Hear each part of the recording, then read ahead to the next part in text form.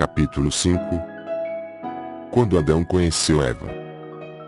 Depois de criar o homem à sua imagem e semelhança, Deus fez com que Adão caísse em um sono profundo e arrancou-lhe uma costela. Dela, Deus criou a mulher. Ao encontrá-la, Adão disse a ela: "Esta, sim, é osso dos meus ossos, e carne da minha carne.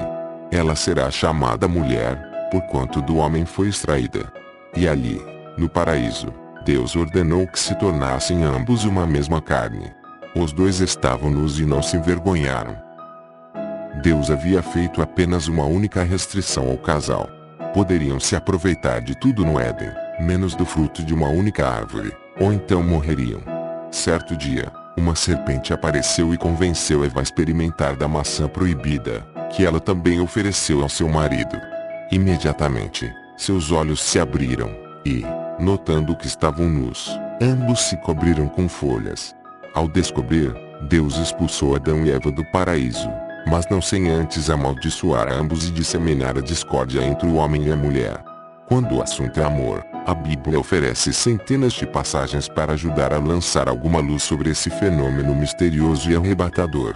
Em se tratando especificamente do amor na sua dimensão de relacionamento afetivo entre um casal, a Bíblia possui alguns livros consagrados por estudos teológicos, como Cantares, Coríntios, Mateus e Efésios.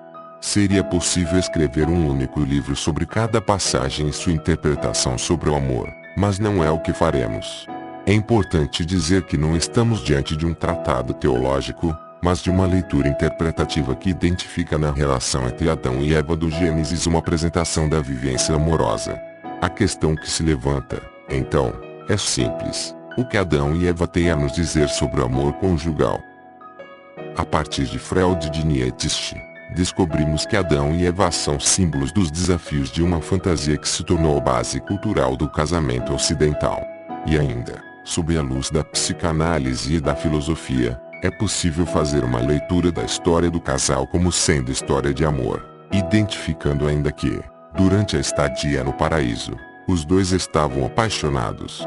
Por meio de um diálogo com a psicanálise, a teologia e a antropologia, podemos, então, aprender com a Bíblia um pouco dos desafios da convivência com a pessoa amada. Vale lembrar ainda que há relatos e estudos nos quais se afirma que a primeira mulher de Adão foi Lilith. Entretanto, apesar de criada da mesma matéria que o marido, também pelas mãos de Deus, Lilith não se tornou a esposa que Adão queria. Alguns dizem, inclusive, que ela teria se recusado a deitar-se com ele e acabou indo embora do Éden. Só depois, com o intuito de dar uma nova companheira para Adão, Deus teria criado Eva. Dessa vez, a mulher não foi criada do mesmo barro que Adão, mas da própria costela do homem. O curioso sobre essa imagem é que ela apresenta uma fantasia da paixão que até hoje domina a nossa cultura ocidental, a de que amantes seriam seres feitos de uma mesma substância, que, ao se encontrarem, se encaixariam um no outro perfeitamente. Até que veio o diabo. Note que a etimologia da palavra diabo revela que ela significa o que dá temor, o que desune, caluniador. Ou seja, diabo é o que divide. Quando a serpente diz a Eva que ela pode comer o fruto da árvore do conhecimento, o diabo incentiva a mulher a abandonar a ignorância, o relaxamento cognitivo. É a serpente que mostra a Eva que é preciso ficar alerta, julgar com a razão e, por meio dela, distinguir as coisas umas das outras. Antes, imersa na inocência, a mulher não sabia a diferença entre o bem e o mal. Antes, Adão e Eva viviam imersos em uma paixão quase simbiótica. Compartilhavam de uma relação paradisíaca, na qual formavam uma unidade um com o outro e da humanidade com a natureza. Pelo fruto, os dois ganham a capacidade de discernir os elementos do mundo e, com isso, essa simbiose é quebrada. Então, como entender o romance nesse contexto? Por um lado, a desobediência do casal primeiro de Eva ofereceu a eles a possibilidade de raciocinar diante de emoções e paixões. E o conceito de união entre amantes que vigorava na relação até então perfeita do casal preconizava certa inocência. Por outro lado, o mito é uma formulação machista, pois atribui a Eva a culpa pela quebra de tão perfeito cenário. E, Por causa da simbólica desobediência de Eva, ficou entendido que as mulheres deveriam ser submissas no casamento. É bem verdade que, antes do pecado original, o modelo da mulher na Bíblia já havia sido concebido como inferior. Eva surge não só como um pedaço de Adão, mas também como uma auxiliadora. Adão seria o homem, o esposo e também o comandante, o dominador e enunciador da natureza. Eva é só uma coadjuvante. Esse mito fundador da cultura judaico-cristã revela o machismo, a supervalorização das características masculinas, o sexismo, estereótipo de gênero, e a misoginia, desprezo pelas mulheres, que permeiam a visão que temos ainda nos dias de hoje sobre o amor. Sob essa ótica, entendemos que a relação de Adão e Eva já começa em pé de desigualdade. É o homem que desbrava o mundo. Eva só segue ao seu lado. Isso constituiria a perfeita harmonia, não fosse pela serpente. Abdicando-se desses predicamentos preconceituosos, há lições importantes a serem tomadas com o mito de Adão e Eva. De acordo com Freud, no paraíso da paixão, eles viviam a fantasia de desejar a mesma coisa, juntos e ao mesmo tempo. Esse seria o primeiro estágio de uma relação amorosa, o delírio da paixão. A neurociência contemporânea explica que é um estado temporário de demência, no qual há um relaxamento da racionalidade.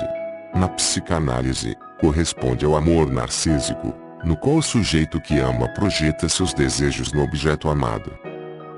Mas, ao comerem o fruto, Adão e Eva passaram a ter consciência de si próprios, como se o outro fosse um espelho que lhes devolveria o reflexo de sua própria nudez. Daí o fato de terem sido tomados pela vergonha e coberto suas partes íntimas. Após a expulsão do paraíso, Adão e Eva precisam lidar com a realidade diabólica de se entenderem como seres individuais, com atribuições específicas diante dos desafios da vida. E é aí que se instaura a possibilidade do amor no interior de um casamento. Para garantir que jamais retornem, Deus coloca querubins para guardar as portas do Éden. Para eles, o paraíso acabou, não há retorno possível. E não só, ambos também foram condenados à morte. O retorno ao pó passa-lhes a ser inevitável. Isso parece marcar a visão cristã da relação amorosa até os dias de hoje, como lembram padres e rabinos das cerimônias de casamento. Você promete amar na alegria e na tristeza, na saúde e na doença, na pobreza e na riqueza, até que a morte os separe. Diante da separação da unidade perfeita de Adão e Eva, o que resta é o compromisso dos casais de trabalharem para reavivar constantemente a paixão que mantém o casal junto, mesmo depois do fim do encantamento. Em termos psicanalíticos, nas leituras de Freud e Lacan, no Éden, Adão e Eva viviam a paixão avassaladora dos namorados, quando um se sente completado pelo outro. Mas ao se renderem ao fruto proibido, do conhecimento, acabam por entrar no mundo real, que representa o dia a dia de uma relação, quando a magia se dissolve e é preciso se esforçar para manter a união com a pessoa amada. Ora, quando passamos a conviver com alguém, conhecemos suas manias, seus defeitos e seus hábitos. Além disso, também somos atravessados pelas dificuldades do cotidiano, contas a pagar, gestão doméstica, responsabilidades da maternidade e da paternidade, etc. Diante de tudo isso, como o amor pode sobreviver? O que interessa em Adão e Eva é entender que, uma vez fora do paraíso, eles passam a viver o pós-paixão, a segunda etapa do amor, o momento de esgotamento da fantasia e a hora de assumir a noção de realidade. Passam então pela fase em que eu simplesmente abandonam o paraíso, sabendo que não podem mais ali voltar, ou tentam reconstituir, fora dele, a união perfeita vivida no Éden, mas agora no contexto de um mundo hostil. Pesquisas científicas mostram que um casal não fica apaixonado por um período maior do que 2 a 3 anos, depois de uma convivência diária. Passado esse tempo, o relacionamento precisa ser redimensionado. O cotidiano vence a paixão, mas é também nessa fase que o amor começa a ser elaborado. Adão e Eva nos ensinam que a paixão tem data de validade. A vida conjugal não é permeada só de encantamento, mas também de desinteresse, traição, conflitos e afastamento. Não é nada fácil encontrar o paraíso na terra. O importante é saber que o fim da paixão é o início e não a morte do amor conjugal. Fora do paraíso é que Adão e Eva têm seus filhos, Caim e Abel, e constroem uma vida juntos, com sofrimento, muito trabalho, dores, desejos conflitantes e sem a abundância e o conforto do Éden. Depois do pecado original, Adão e Eva não são mais uma unidade, mas seres individuais, apartados.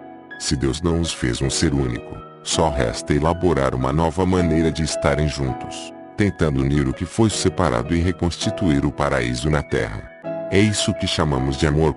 Essa provavelmente é das mais conhecidas histórias da Bíblia e do mundo judaico-cristão, e dela podemos tirar a lição de que o amor no casamento é muito difícil de ser mantido. Todo relacionamento começa com uma lua de mel até que chega aos portões do inferno.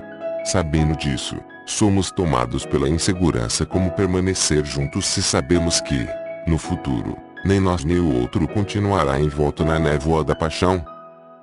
A lição de Adão e Eva é simples. Com a dor no parto, Eva nos ensina que sempre haverá sofrimento. Tendo que ganhar a vida com o suor do próprio rosto, Adão nos lembra de que o amor dá trabalho. E são esses dois verbos que guiam a experiência de uma união duradoura. Primeiro, você tem que parir algo novo. Depois, semeá-lo para que continue florescendo. O amor conjugal é, em resumo, uma tarefa que exige manutenção contínua. É como trabalhar na terra. Plantamos, semeamos, cultivamos e colhemos. Em seguida, fazemos a mesma coisa apesar das pragas, secas e tempestades que destroem nossa plantação de tempos em tempos. No mundo real, as crises espreitam toda a união. Mas só nos resta fazer como Adão e Eva e buscar, no aqui e no agora, esforços para chegarmos o mais perto possível do paraíso.